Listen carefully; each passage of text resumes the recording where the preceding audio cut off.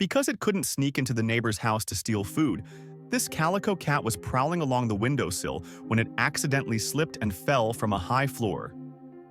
It landed hard right in the middle of a flower bed. Fortunately, a wash basin in the flower bed helped cushion the fall, saving the cat from dying on the spot.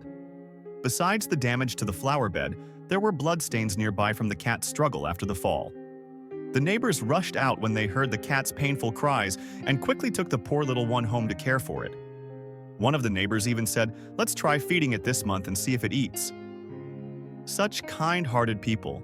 It's been 3 days since the neighbors took the cat in. During that time, the cat not only refused to eat, but pus and blood continuously oozed from its mouth and nose. The bleeding couldn't be stopped. A terrible smell began to spread throughout the hallway. The neighbors, feeling anxious and helpless, didn't know what to do. That's when they contacted us at the Chongqing Cat Harbor and begged us to save this poor creature. We moved the cat from the hallway to the outdoors. Its mouth was in terrible shape. No wonder it wasn't eating. Just one look and it made sense. After a quick examination, we determined there were no fractures in the cat's torso. The worst injuries were clearly around the head. The calico was breathing heavily and thick, foul-smelling blood kept coming from its mouth and nose. Based on our years of rescue experience, we believe the cat had likely suffered a skull fracture from the fall. Time was critical. We quickly ended our chat with the neighbors and rushed to the hospital, trying to save every minute possible for the cat's treatment. After bringing the cat to the veterinary clinic, the vet began a preliminary check. Its limbs could move normally, so no fractures there.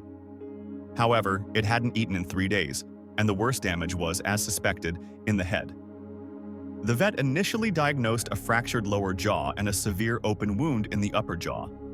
To examine the cat's mouth more thoroughly and reduce its pain, the vet administered anesthesia. This turned out to be the most severe jaw injury we've ever seen in a rescue case. The wound in the upper jaw was over 4 centimeters long, emitting a strong, rotting stench, likely from decayed blood. To be thorough, the vet took x-rays, confirming that the lower jaw was broken. Luckily, the break could be repaired and wouldn't threaten the cat's life. The bigger problem was the gaping wound in the upper jaw. When the cat fell, its head hit the ground first and was severely compressed. As a result, a huge opening, more than 4 centimeters, formed between the nasal and oral cavities. Without surgery, survival was impossible. But even with surgery, the chances of survival were extremely slim. Still, we pleaded with the vet to go ahead. Even the smallest chance of survival was better than giving up. The vet said that if the cat hadn't been so resilient, it likely would have died the night of the fall. After agreeing to the surgery, the vet administered fluids to stabilize the cat's condition. Once it regained enough strength, anesthesia was given and the operation began. The procedure was particularly challenging because the wound kept opening and closing as the cat breathed, making it very difficult to stitch. Thankfully, the vet was patient. After a tough battle, the calico was pulled back from the brink of death. Its breathing had stabilized. We thought that once it recovered, we could bring it back to Cat Harbor, let it interact with other caring people, and help it grow into a healthy, chubby little cat. Unfortunately, the vet shared our regret. If the cat had received treatment the same night it fell, it might have survived. But it had held on for days, only to lose the fight to sepsis. That evening, our team at Cat Harbor escorted the little one on its final journey. Sweet one, sweet one. Ahead was a beautiful riverside view. Behind, the cat sanctuary we are still building.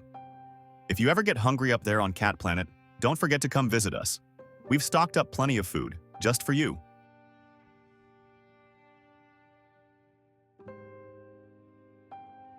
You can film the kitty, but not me being awesome, all right? So here's the deal. This little tabby cat?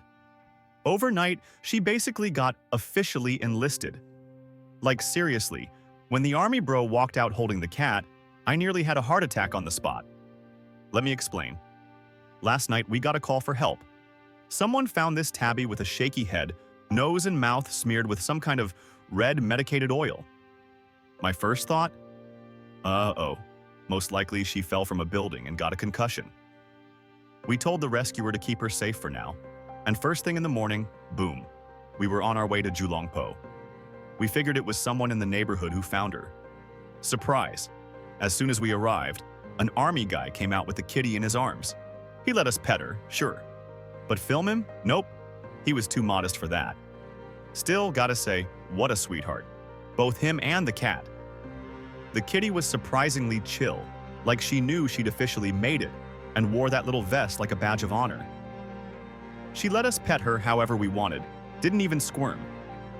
After the army bro left, Tabby Baby started pouring on the charm. She was literally begging to be rescued. So well behaved, like unbelievably so. She didn't fuss or flinch in the car, just wanted cuddles, all the cuddles. Our teammate's hand practically went numb from all the petting. Halfway to the hospital, her eyes were watering from excitement. Even our driver was touched. He hit the gas and zoomed straight to the clinic. The vet was super professional. Turns out the red stuff on her nose and mouth? Medicated oil clogged up her airways. We needed to flush it out and check for injuries.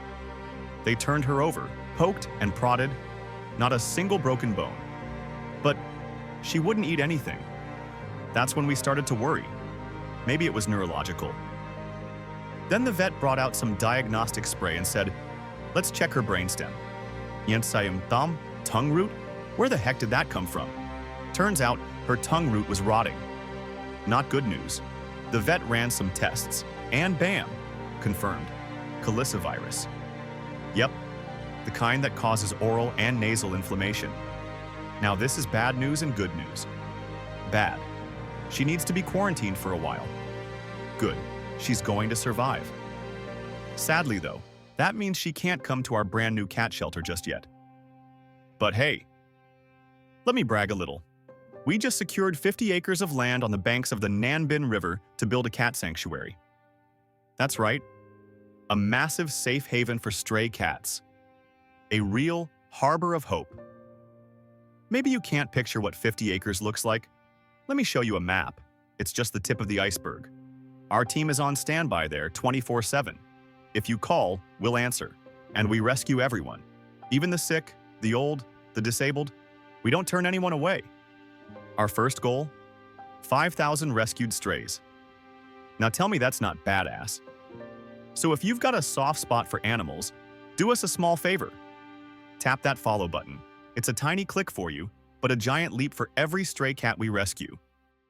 Today's story is about a cat named Dudu. Originally, Dudu's eye could have been saved.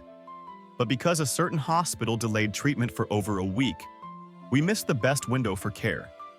Even though he suffered quite a bit, Dudu still showed so much trust and gratitude toward us. The one who reached out for help was an 80-year-old veteran. He had taken Dudu in about 20 days earlier, after witnessing something heartbreaking. Dudu had been wandering near a football field, and during a game, one of the players accidentally kicked him in the head.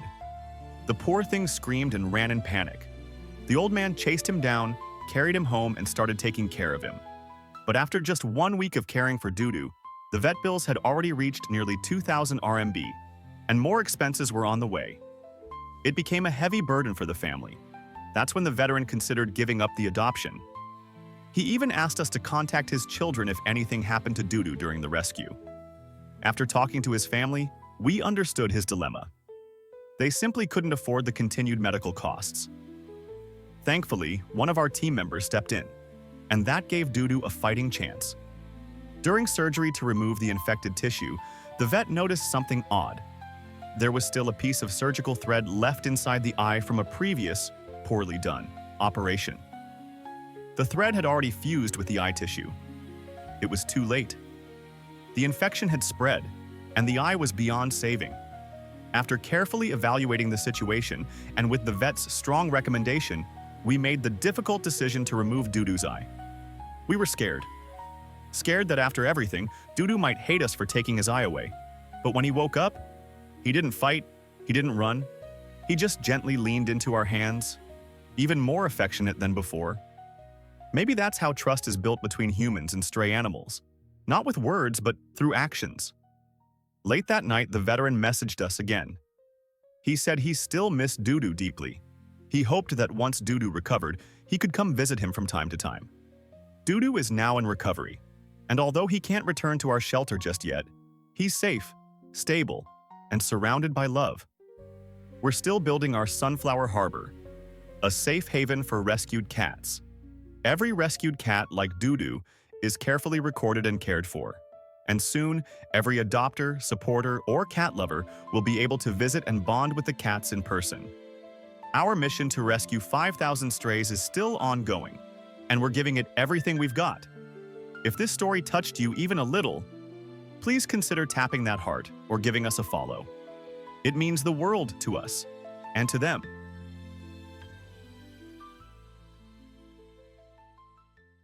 Rescue Log, Tricolor, Cat's Story, one paw at a time. Oh no, it was worse than we thought. Because of suspected FIV, feline AIDS, this sweet tricolor kitty had 3 open wounds on her back left paw. And within just 1 week, her right paw also began oozing blood and pus. Her body grew frail and thin. A kind-hearted woman, who works as a factory manager, couldn't bear to see the poor cat bleed out and die. So she called us for help. She'd found the cat near her machinery workshop, where the cat often wandered for food, rubbing up against strangers with her little head for affection. But not everyone responded kindly. Some people even kicked her just because she looked dirty. The woman couldn't stand it. She decided to take the cat in. She named her Mimi. She built a tiny shelter for Mimi in her office and brought her different flavors of cat food. Even with her busy job, she made time to sit with Mimi, and every time she worked, Mimi curled up beside her like family. But one morning, things changed. She found Mimi limping badly. Thinking it was just a sprain, she gave her anti-inflammatory meds. But within days, the cat's other paw began bleeding non-stop. Despite the pain, Mimi didn't fuss. She just sat quietly in the office, pressing closer to the woman she trusted. Eventually, the woman contacted us. She was scared, heartbroken, and helpless. We arrived with a carrier to take Mimi to the hospital. But just as we closed the box, she suddenly leaped out. She didn't want to leave. She hid under the chair. Only when the woman gently called her name did Mimi slowly peek her head out. Then she limped over to her chair, jumped up despite the pain, and turned her two-toned eyes toward the woman. It was like she was saying goodbye.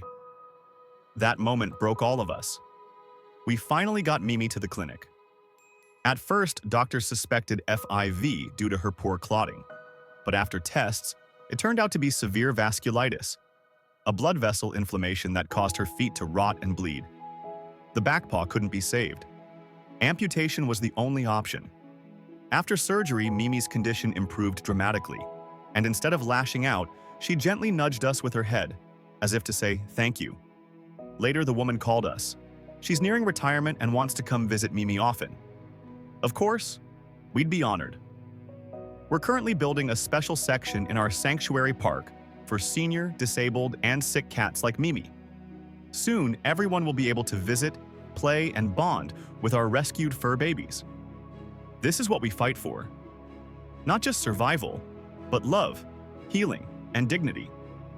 If you believe in what we do, please consider tapping that follow or giving us a little red heart. Every gesture counts.